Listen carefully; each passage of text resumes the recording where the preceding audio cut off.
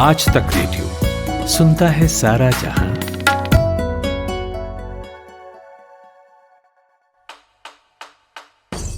नायक और खलनायक, विद्वान और महारथी, कला के ऐसे सितारे जो अब भी आसमान में चमकते हैं, और ऐसी हस्तियां जो इतिहास में अमर है।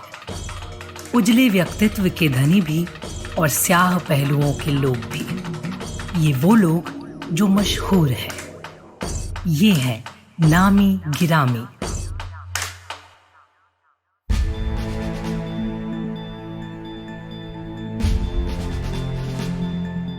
ये कहानी है 60 के दशक की। जगह है मध्य प्रदेश का भोपाल। मुख्यमंत्री आवास के बाहर कुछ छात्रों का मजमा लगा था। इनमें से कुछ ऐसे भी थे जो मध्य प्रदेश के दूसरे शहरों से आए थे, कुछ ग्वालियर के भी थे। सरकार से उनकी कुछ मांगे थी। छात्रों के साथ एक महिला भी आई थी। सबको लग रहा था कि मुख्यमंत्री द्वारका प्रसाद मिश्र आसानी से इस महिला की बात सुन लेंगे और वो खुशी खुशी लौट जाएंगे। लेकिन होना कुछ और ही था। मुख्यमंत्री आवास के अंदर पर्ची गई। उस पर लिखा था, राजमाता आई हैं। लेकिन मुख्यमंत्री शायद व्यस्त थे और बुलावा आने में देर हुआ। महिला बाहर बैठकर इंतजार करती रही और फिर उन्हें लगा कि इस इंतजार की इंतहा हो गई है। अपना अपमान समझकर वो झटके से उठी और सीएम आवास से दनदनाती बाहर निकल आई। आगे जो हुआ वो खबरों में था। महज 48 घंटे के अंदर द्वारका प्रसाद मिश्र और कांग्रेस की सरकार गिर चुकी थी। वो महिला कांग्रेस के 36 विधायकों को लेकर जनसंघ से जा मिली। एक लंबे इंतजार को अपमान समझकर सरकार तक गिरा देने वाली ये महिला थी ग्वालियर की महारानी और गुना की सांसद विजया राजे सिंधिया। ये हो सकता है कि मेरी भी कमी हो, क्योंकि मैंने इस तरफ ध्यान इतना देने के लिए समय कहाँ रहता है। दिन रात ये राजनीति के जंगलों में फिरने वाले हम जानवर भला ये भला। नमस्कार, आप सुन रहे हैं नामी गिरामी। मैं हूं जमशेद कमर सिद्दीकी और आज कहानी लाया हूं ग्वालियर की उस महारानी की जिसके दम पर जनसंघ, जो कालांतर में जनता पार्टी और भारतीय जनता पार्टी बना, उसने मध्य प्रदेश की सियासत में अपने पांव मजबूत किए।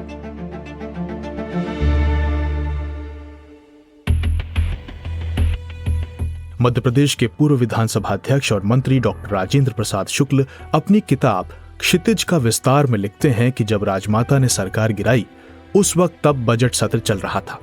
तत्कालीन वित्त मंत्री कुंजीलाल दुबे बजट पेश कर चुके थे और उस पर सदन में चर्चा हो रही थी। इस बीच पता चला कि सरकार के 36 विधायक गायब हैं। मुख्यमंत्री को किसी ने आकर बताया कि ये सभी विधायक राजमाता के कब्जे में हैं। राजमाता ने इन विधायकों की मुलाकात सीएम डीपी मिश्र के पुराने प्रतिद्वंदी मोरारजी देसाई और यशवंत राव चौहान से करवाई। विधायकों को जब वापस भोपाल लाया गया तो सुरक्षा देखने लायक थी।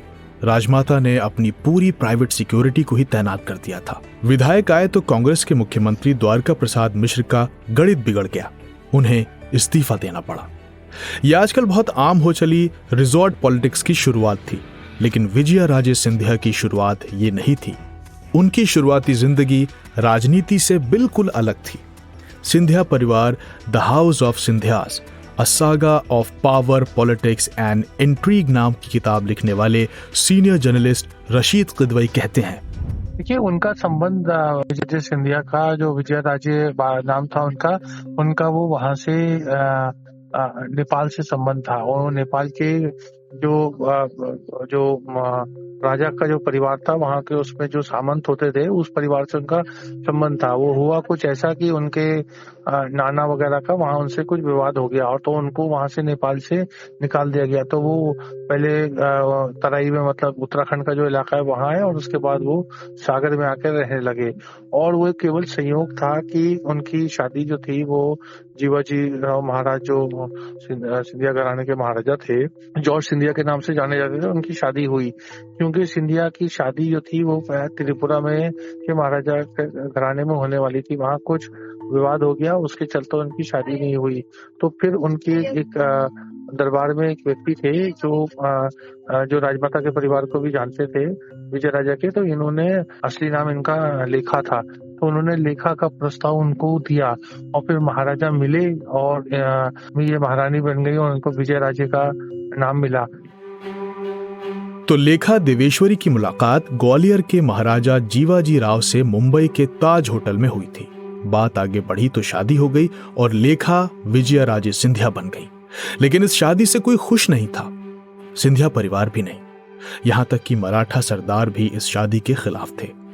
इंडिया टुडे के लिए पत्रकार चैतन्य कालबाग ने 1982 के अपने एक लेख में लिखा है कि शादी के बाद जब महाराजा जीवाजी राव अपनी धर्मपत्नी विजयाराजे को मुंबई में अपने मौसा सरदार संभाजी चंद्रोजी राव आगरे से मिलवाने ले गए थे तो वहां एक हुजूम उन्हें हूट कर रहा था।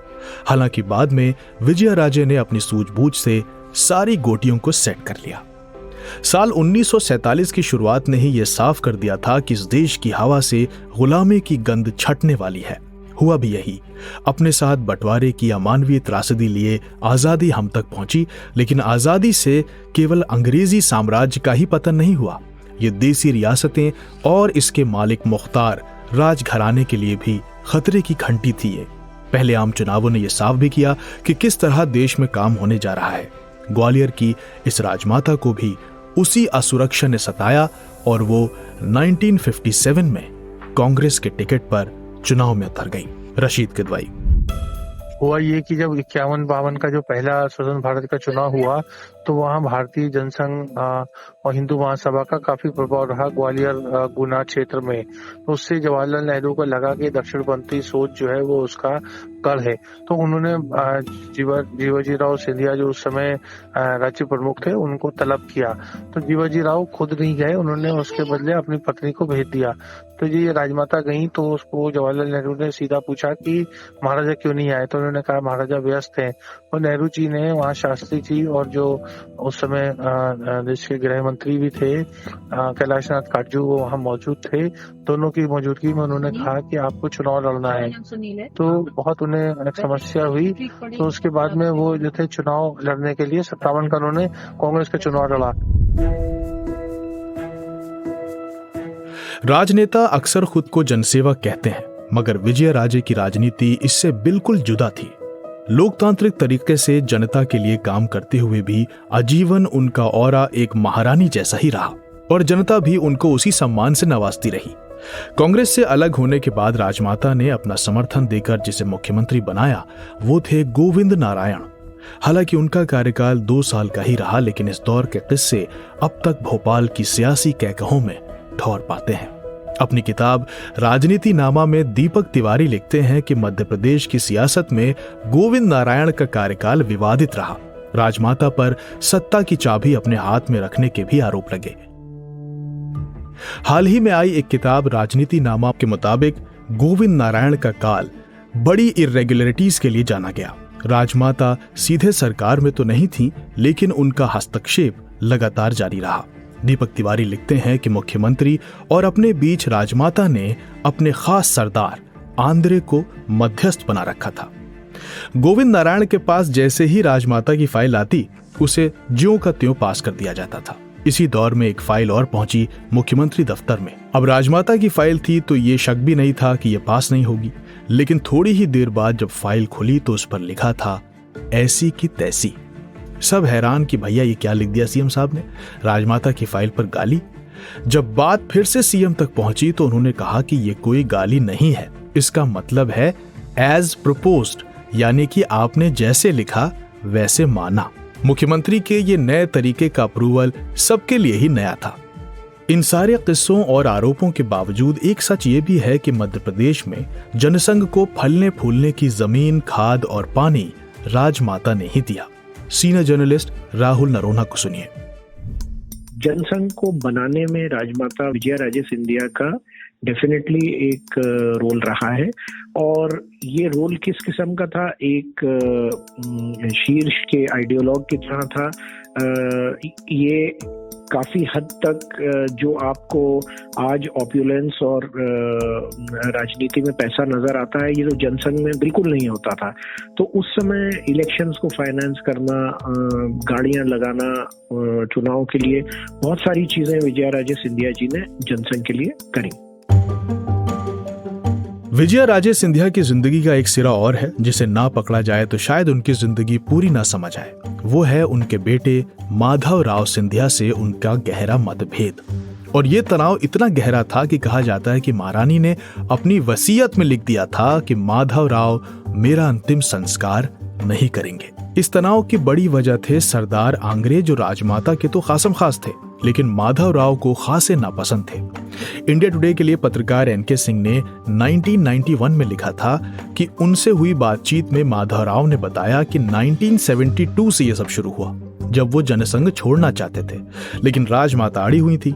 बकौल एनके सिंह, माधवराव ने स्वीकार किया था कि ऑक्सफोर्ड से लौटने के बाद जनसंघ की सदस्यता लेना उनकी भूल थी। जब एनके सिंह ने यही बात राजमाता के सहयोगी सरदार आंग्रे से पूछी तो उनका कहना था कि माधवराव ने इससे डर कर अपनी मां का साथ छोड़ दिया, क्योंकि जनसंघ मध्य प्रदेश में 1972 का विधानसभा चुनाव हार गई थी।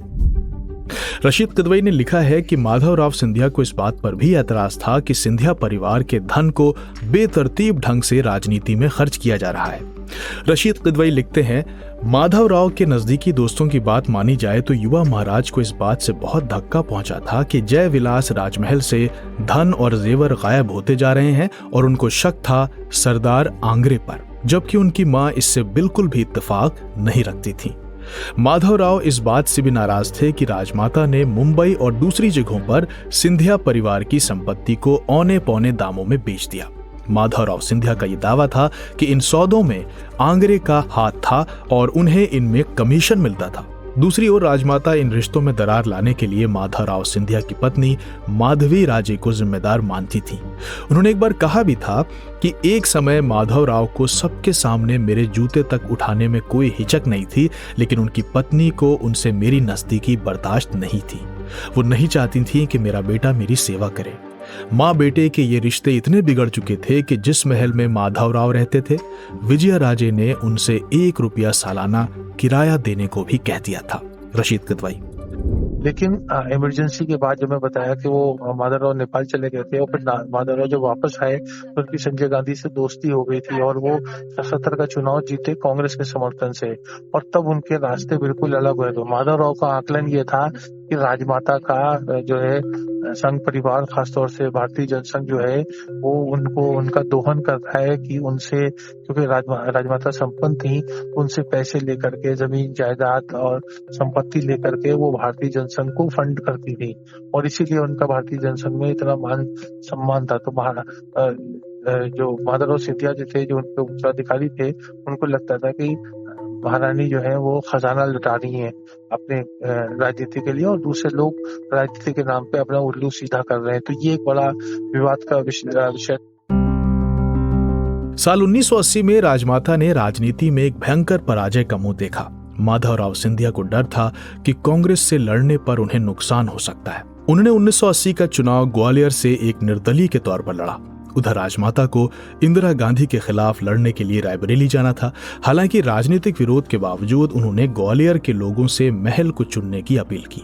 ग्वालियर से चुनाव लड़ रहे थे तेज तर्रार नेता और कुशल वक्ता अटल बिहारी वाजपेयी, लेकिन राजमाता की पार्टी दोनों जगह हारी। ग्वालियर में माधवराव जीते और रायबरेली में इंदिरा गांधी।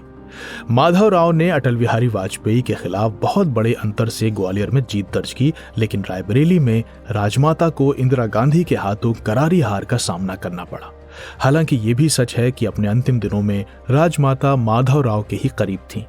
वीर सांघवी और नमिता भंडारे माधवराव सिंधिया की जीवनी में लिखते हैं, राजमाता के अंतिम दिनों में माधवराव अक्सर उनके अस्पताल जाते, उनका हाथ पकड़कर उनकी बगल में बैठते और हनुमान चालीसा पढ़ते।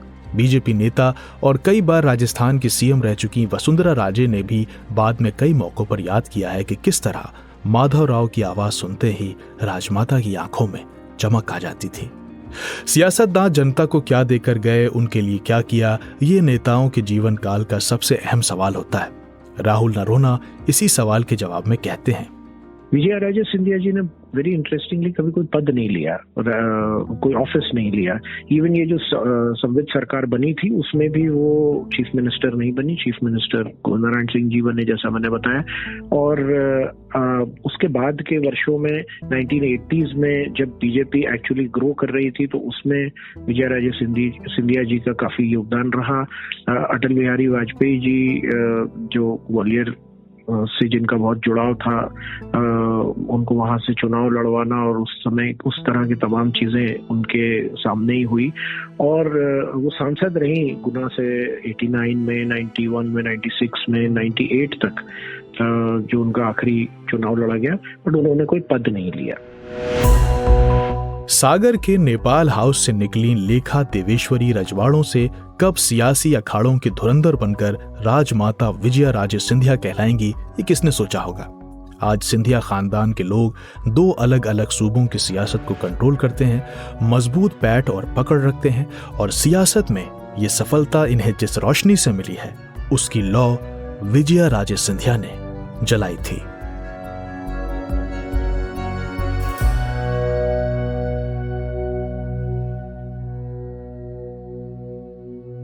आज के नामी गिरामी में इतना ही। आपको कैसा लगा बताइएगा जरूर radio@aajtak.com पर।